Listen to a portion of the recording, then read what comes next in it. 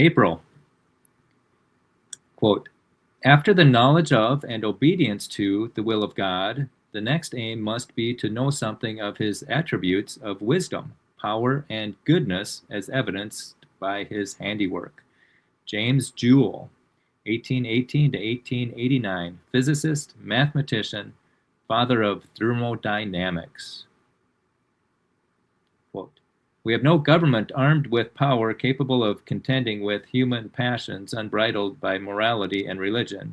Our Constitution was made for a moral and religious people. It is wholly inadequate to the government of any other. Unquote.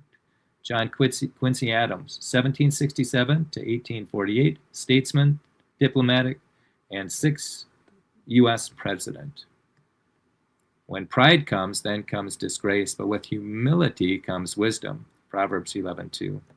We preach Christ crucified unto the Jews a stumbling block, and unto the Greeks foolishness, but unto them which are called, both Jews and Greeks, Christ the power of God and the wisdom of God.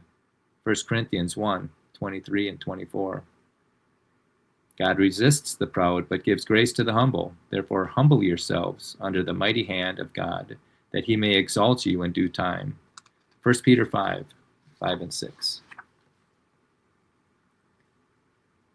April 1st. Water makes our planet unique. When astronomers are looking for life on other planets, they look for water. One of the wonderful properties of water is its ability to hold heat. In fact, our oceans and seas act like big thermostats that moderate the Earth's weather. If you take a water balloon and hold it directly over a candle flame, it will not break. The water in the balloon absorbs the heat. Water's ability to store heat energy, called the heat capacity, is one of the highest of any known liquid or solid in nature. During the day, the Earth's seas and lakes soak up the sun's heat. As a result, the Earth stays fairly cool. During the night, heat is released into the atmosphere, keeping the surface from freezing. If our Earth did not have this tremendous amount of water, our temperatures would vary greatly. We can easily see the ocean's moderating effect on temperature by comparing Seattle, Washington, with Bemidji, Minnesota. Both cities are at the same latitude, 47 degrees north. However, Bemidji averages 27 degrees colder in the winter than Seattle.